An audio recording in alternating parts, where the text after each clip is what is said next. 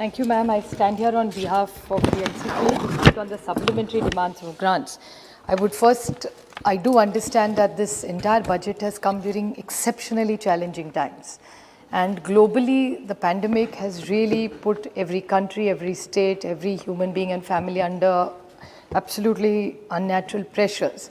So during these challenging times, and I like to thank an issue this morning raised by Nitin Gadkari ji. He was very complimentary to the government of Maharashtra and especially the finance minister of Maharashtra for giving a very good budget during these challenging times. And we are looking to work closer with this government because cooperative federalism and supporting each other during these challenging times is really the need of the hour. So I would like to just highlight a few points which Government of Maharashtra and the central government, I think we could work together to deliver superior results to people of the country who are really suffering in these challenging times. I would like to go back to a couple of points just to highlight them and reiterate them, which Professor Roy spoke in his speech. I think he talked about fiscal deficit and he talked about monetizing land. We are not against monetizing. Somebody else from the other side immediately corrected and said, "Aapke time mein hua tha." Zarur hamare time mein hua tha. It was a very progressive policy that we had done of restructuring and trying out PPP models which would work. But I think the concern that he was raising was that this time is an extra aggressive effort to monetize, especially in departments which is railways, telecom, road, power, youth, civil aviation, petroleum, shipping and ports. And if the Honorable Minister would kindly clarify, is even LIC. Now, I understand that a certain amount of disinvestment is need of the hour when we are all in the global game. But aggressively, from what we read in the newspapers, is why is this government in such a big hurry for 8 mantralayas, 8 ministries, which are all lucrative businesses for the government and LIC? So if you could kindly clarify this question. Sir, अंत में बोले, madam. I just want to clarify that the LIC is not privatization, ma'am. Since the members asked for the clarification, I would allow Minister to clarify. If the clarification was Better for us. yeah. मैंने सिर्फ इतना ही कहना है कि LIC की कोई privatisation नहीं हो रही, उसका केवल पब्लिक इशू आने की बात हो रही है। IPO. दोनों में बहुत अंतर है। IPO. Still, the government shares would be diluted with the IPO. So it's still, you are not selling it completely, but net comes back to the same thing. But that's how money is raised. Yeah, but that could be a real, but we have serious concerns about it. That's all we are trying to flag. The other point which he made, I think, which the Honorable Finance Minister also clarified, is about the money given to the poor.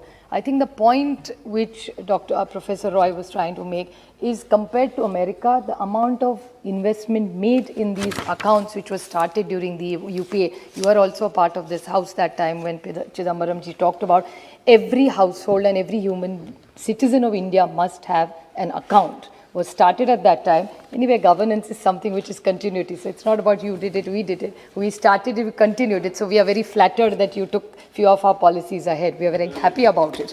But the point I think he was trying to make is 6,000 rupees is not good enough. And you gave 500 rupees 3 times. So it's 1,500 rupees, which is really not enough. So I think the point he was trying to drive was it was chicken feed. I think we need a lot more money to be invested in the system for the economy to boom. Otherwise, it's not going to take off. The other point he made was about petrol and diesel. I won't go, he's already spoken, but I would like to make a small intervention about LPG, which is very, very important. And I'm so glad there's a lady sitting at the helm of affairs, so she will probably understand this much faster than any other man. I don't want to get into the gender trap, but we do balance our homes. I still remember the Honorable Prime Minister had come for a Ujjwala Yojana program to Maharashtra. It was a very big program. We were also excited about it. And if अच्छे को तो अच्छा बोलना ही चाहिए. So if he was doing it with the right intention, he had given 8 crore Ujjwala Yojana connection. That connection was given in Maharashtra. And this story was done by Mr. Krishna Kende. I would like to bring him because he did this story very effectively.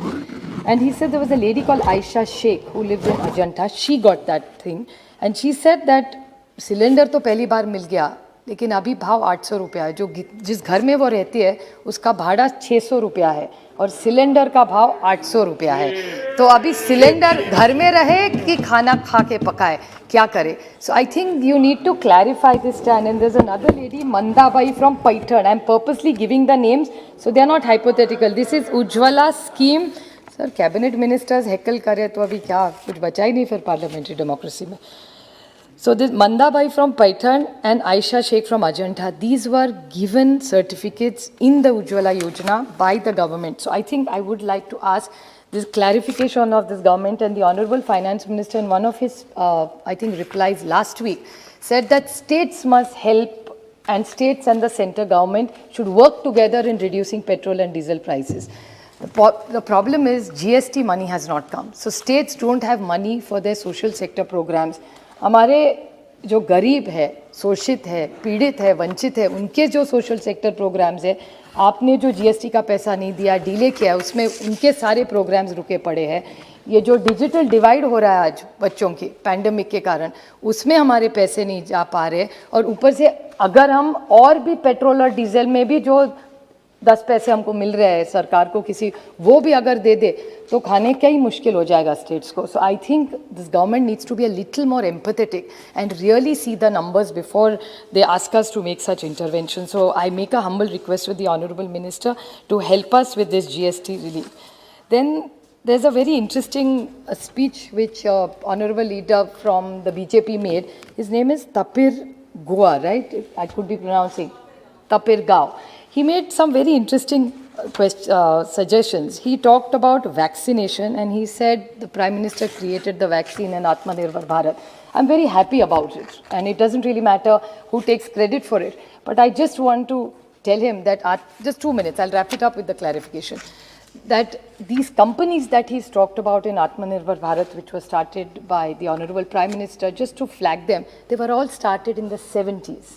Atmanirbhar Bharat, made in India, 1970 में serum institute जब बनी थी, वो पूना में की company है. Every globally child जो polio हो, ड्रॉप्स या बाकी कोई आजार हो, वो सारी वैक्सीन पूना डिस्ट्रिक्ट में महाराष्ट्र में बनती है. जरूर आत्मनिर्भर भारत है, लेकिन ये 1980 वाला आत्मनिर्भर भारत है. And since I am short of time, I don't want to get into details, but I want to ask a pointed question to the honourable finance minister that you have put out 35,000 crores for vaccination. Why is this drive when we have enough vaccines available in India? Why is this not in full-fledged process? I want to ask him this. Why are we not going for universal vaccination, which is the need of the hour, except in state like mine, Karnataka, where you're ruling, the cases are going up. So why is universal vaccination not being encouraged if you have 35,000 crores already allocated? Then he talked about defense. The same member was talking about defense. I just want to flag it very quickly because I'm short of time, that in defense, please get it on record that the monies for the Air Force and the Navy, the budget has gone down. It has not gone up. Then he talked about, Bharat talked about Narega. I think the Honorable Finance Minister has already made a statement that government may increase Narega spending if it arises, which is a statement.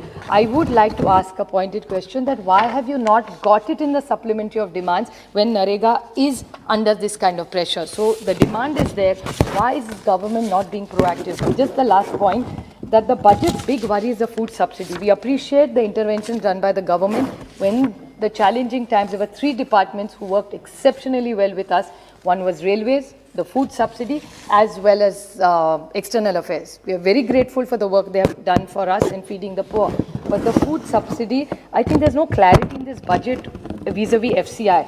Because FCI will have to resort to further borrowing from NSSF, possibly to the tune of 150 crores. You see what is happening in Punjab and Haryana. There is so much unrest in this.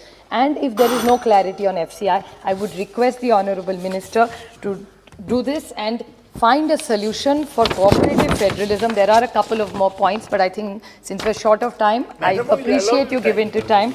But I would like to ask a pointed question on health, which you're going on and on. What are you committed to universal vaccination in this country or not? I expect you to give me a reply. Thank you for indulging me. Thank you, ma'am.